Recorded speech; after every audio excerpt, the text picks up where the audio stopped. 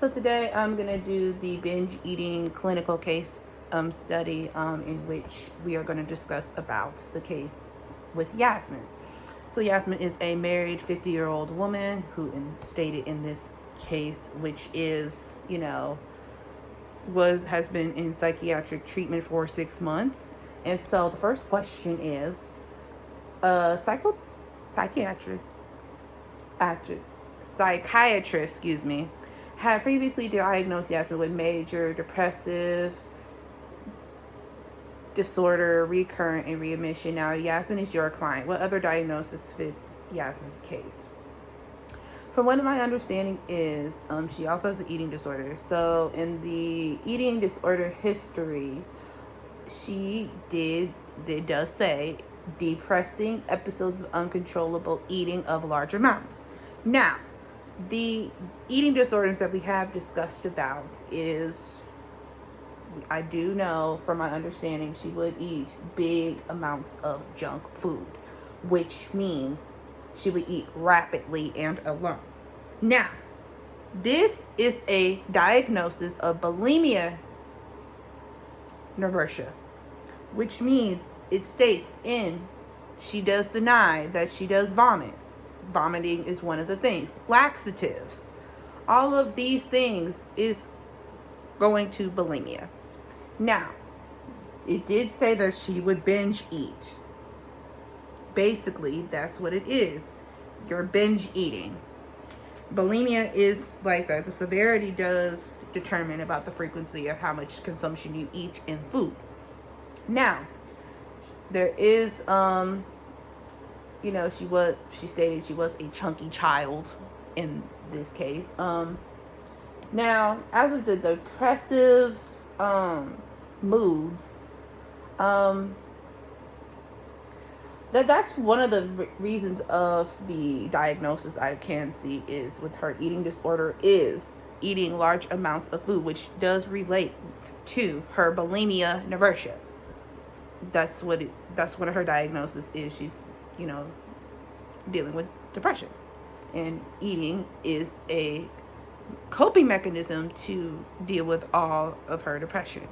The next question is, as you were initially reading Yasmine's case, what other eating disorder diagnosis were you considering other than the one you were assigned to Yasmine in A? Well, that's pretty much what it was. The other, as I stated in the A processing, I would say, let me see, what other eating disorder I would say she would have. I'm trying to really think on this processing with this. I would also say, let me see.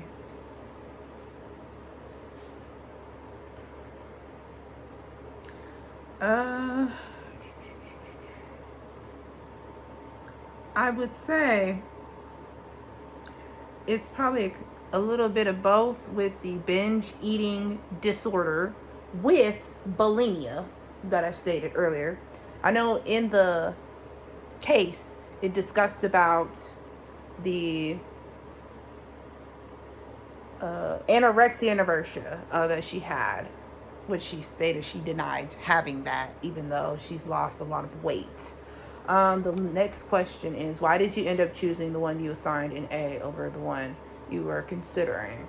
Well, I would say the one in A, it deliberately speaks of the bulimia. Reason why I'm saying that, it's saying all of the things that relate to bulimia.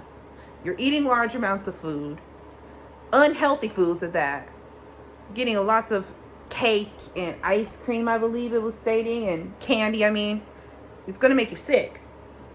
So that's why I chose bulimia nervosa over anorexia nervosa, because, well, it goes hand in hand with both, but I do believe it's bulimia more than anorexia, if that makes sense.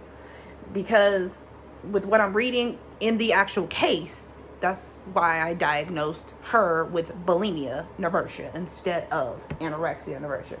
Now, granted, it does say it doesn't occur with bulimia exclusively during the episodes of anorexia nervosa.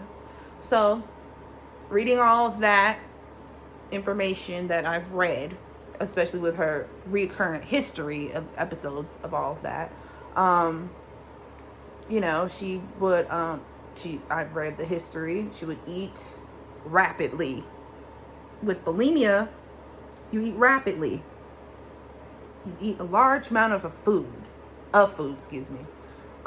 Within, I don't know how many hours you can do it. In this example given in the notes that I've read, she most likely didn't have she had a sense of lack of control, sense of lack or control, with her eating. It did say her weight loss. It could be many things, but that's why I chose bulimia instead of, why I chose, actually, that's what I meant to say. I meant to say binge eating. It's that type of severity. That's what I meant to say. But it all intertwines, basically, from my understanding. But thank you for watching my video.